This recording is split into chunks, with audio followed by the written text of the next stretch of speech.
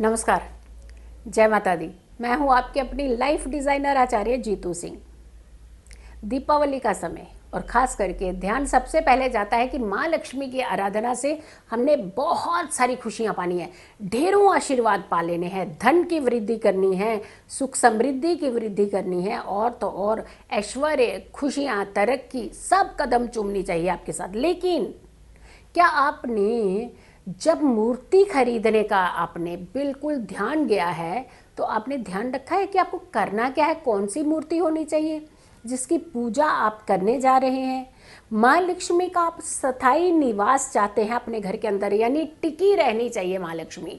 तो आपको मालूम है, आपने मूर्ति का ध्यान दिया है कि कौन सी मूर्ति होनी चाहिए? क्या आपने वाहन पर होनी चाहिए सवार मूर्ति, या फिर आपके पास जो मूर्ति हो वो कमल पर विराजित हो, या फिर वो खड़ी मूर्ति चाहिए यानी जिसमें खड़ी मुद्रा में है माँ लक्ष्मी, या फिर स्थिर यानी बैठी हुई लक्ष्मी होनी चाहिए? क्या हाथों से उनके बरसात होनी चाहिए धन की, या फिर सिर्फ आशीर्वाद की? क्या चाहते हैं आप?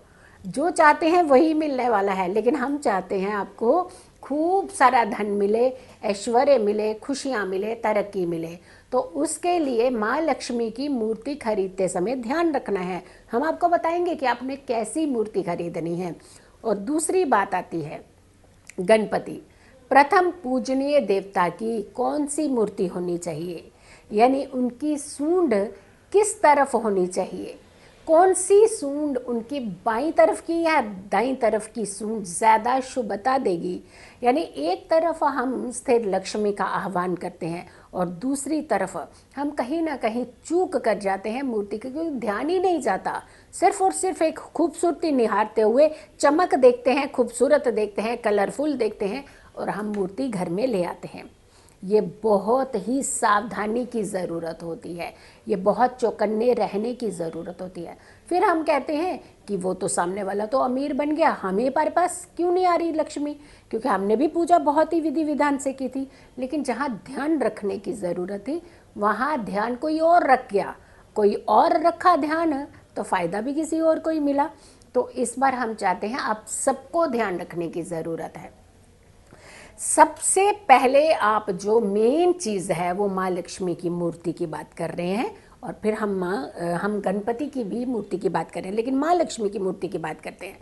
माँ लक्ष्मी की जो मूर्ति आप खरीदते हैं, सिर्फ कलर पे नहीं जाइएगा, कलर के अलावा उसकी और खूबसूरती निहारने की बात करनी है, तो सबसे पहले आपने ये ध्यान रखना है कि जो उनकी मुद्रा हो वो धन बरसाती हुई होनी चाहिए, यानी कि उनके हाथों के आशीर्वाद में से धन निकल रहा हो।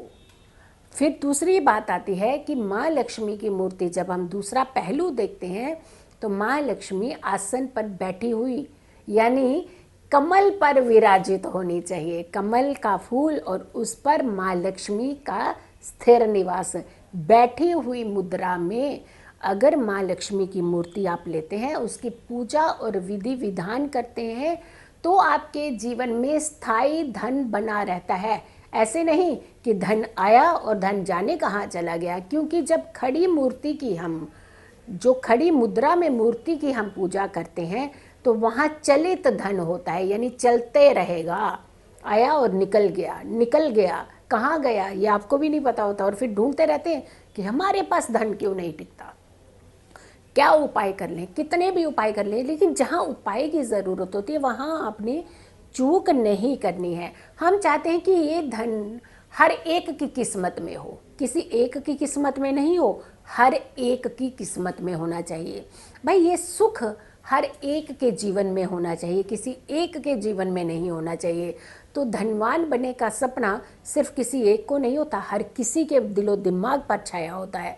हो भी क्यों नहीं, क्योंकि धन पर खुशियाँ टिकी होती हैं, धन पर पूरे परिवार की उम्मीदें टिकी होती हैं, धन पर आपकी खुद की स्वयं की स्टेबिलिटी टिकी होती है, और ऐसे में तो धन आपके पास आना ही चाहिए। माँ लक्ष्मी की मूर्ति की अगर के हम बात करते हैं, उसके बाद हम बात करते हैं गणपति भगवान की मूर्ति, जबकि प्रथम पूजनीय है, और दीपावली का त्यौहार तो ज़्यादा माँ लक्ष्मी की तरफ ही इंडिकेट करता है, ज़्यादा रुझान हर किसी का माँ लक्ष्मी की मूर्ति की ओर ही होता है।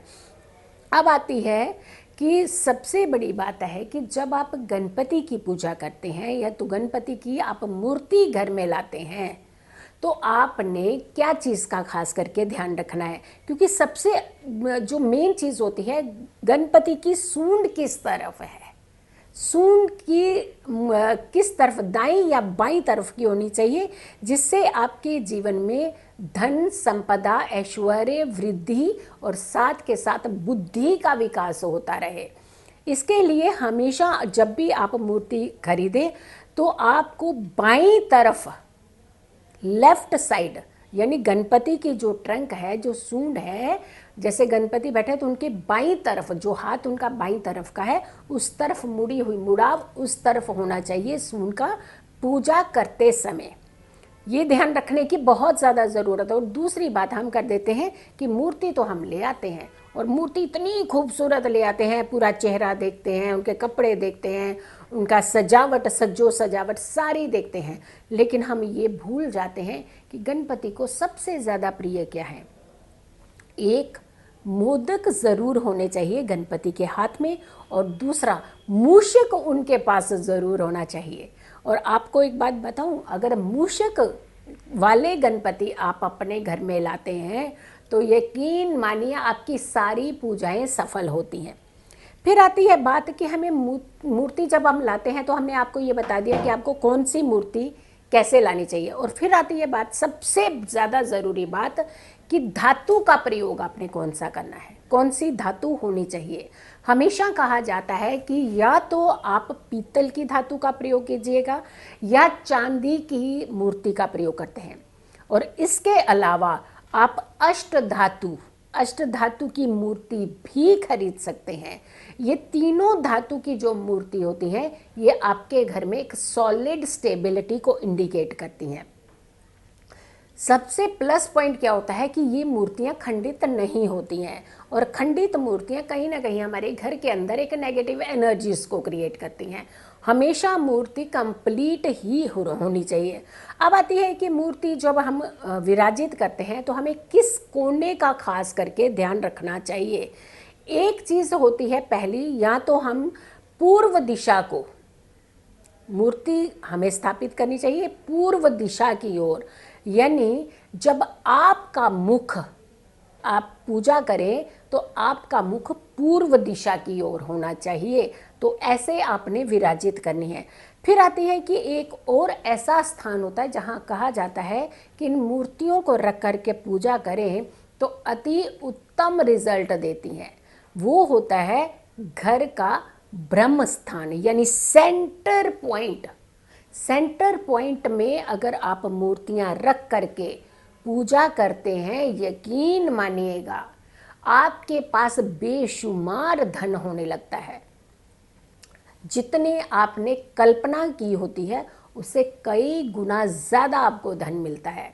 और सबसे प्लस पॉइंट होता है कि जब आप उन मूर्तियों की पूजा करते हैं, ब्रह्म स्थान पर आप उन मूर्तियों की पूजा करते हैं, तो आपके घर में वास्तु दोष होता ही नहीं है, आपके घर में नेगेटिविटी आती ही नहीं है, आपके घर में कोई तंत्रवादा चलती ही नहीं है, आपके घर से तनाव खत्म हो जाता है, आपके घर से स्ट्रेस दूर होता है, आपके घर से दरिद्रता दूर होती है, आपके घर से कष्ट बाहर निकलना शुरू हो जाते हैं। तो ऐसे में जब भी आप खरीदारी कर रहे हैं तो खरीदारी करते समय कोई भी चूक आपको खतरे में डाल सकती है, तो खतरा नहीं मोल लेना है। क्योंकि दीपावली का अवसर, ये मौका साल में एक बार मिलता है जहां हमें जो मूर्ति का चुनाव करते हैं वो साल भर हम अपने घरों में रखते हैं। और मोह की बात करते हैं ना आप, तो मोह जगाना है तो इन मूर्तियों के साथ जगाइए ना, ताकि आपको ना माँ लक्ष्मी को बाहर भेजना पड़े और ना ही गणपति की मूर्ति को बाहर भेजना पड़े। क्योंकि खंडे तो होंगी तभी तो आप बाहर भेजेंगे, वरना आप डेफिनेटली अपने घर में एक जान आ जाती है जब हम उन मूर्तियों को स्थापित करते हैं, जब आप एक ऑरा क्रिएट करते हैं, एक पॉजिटिव एनर्जीज क्रिएट करते हैं, वहाँ आपके धन की बढ़ोतरी के चांसेस कई गुना ज़्यादा बढ़ जाते हैं। जब भी आप मूर्ति अपने घर में ला रहे हैं कभी भी मूर्ति हम एक डिब्बों में बंद करके ले आते हैं, ये ध्यान रखने के। देखिए आपके घर में जो आगमन होता है ना, पहला स्टेप, पहला कदम, वो बहुत इम्पॉर्टेंट होता है। फिर उसके ऊपर ही टिकी हुई है आपकी पूरी खुशियों की दीवारें। ध्यान रखना है, जब भी आप मूर्ति ला रहे हैं, डिब्बे से निकाल लीजिए, लाल वस्त्र में रखिए माँ लक्ष्मी को और पीले वस्त्र में रखिएगा गणपति को। इतनी महंगी, इतना कुछ आप स्पेंड कर देते हैं, इतना खर्चा कर देते हैं, लेकिन आप कहाँ चूक कर जाते हैं कि आप जब मूर्ति लाते हैं तो डिब्बों में ही बस बंद करके, कई बार ऊपर रैप चढ़ा है, नीचे रैप चढ़ा, आपको ध्यान ही नहीं जाता इस तरफ। ध्यान देने की ये ज़्यादा ज़रूरत है। जब अपने घर में आप मूर्ति लेकर के आ रहे हैं, सबसे पहले आपने ये ध्यान रखना है, एक आपने वस्त्र ज़रूर ओढ़ा करके एक बड़ी ही श्रद्धा और रिस्पेक्ट से उन्हें अपने घर की दहलीज पार करानी है। और दूसरा, गणपति जी के लिए येलो यानी पीले रंग का वस्त्र आपने लेना है और माँ लक्ष्मी के लिए लाल रंग का वस्त्र आपने लेना है। ये दोनों वस्त्र में ही लपेट करके आपने मूर्तियों को अपने घर की दहलीज पार करानी है। यकीन मानिए, जो चाहते हैं आप, माँ लक्ष्मी आपको भर भर कर वरदान दे सकती है, आपकी झोलियाँ खुशियों से भर सकती है। तो आपको समझ आ गया कि मूर्ति आपको कौन सी खरीदनी है और कैसे खरीदनी है और कैसे उन्हें अपने घर में ला करके विराजित करना है। खुश रहिए, स्वस्थ रहिए, पॉजिटिव रहिए। ये दीपावली का मौका कभी कभी आता है ज़िंदगी में, यानी साल में एक बार, पर खुशियाँ समेटने का मौका आपको हर साल तो मिलता है। हम चाहते हैं ये मौका अपने हाथ से बिल्कुल भी ना जाने दें। खुश रहिए, स्वस्थ रहिए, पॉजिटिव रहिए। खूब सारे लोगों को ये शेयर कीजिएगा ताकि बहुत लोगों तक ये जानकारी ज़रूर पहुँचे आपके माध्यम से। जल्दी हाजिर होंगे एक अच्छी वीडियो के साथ, तब तक के लिए नमस्कार।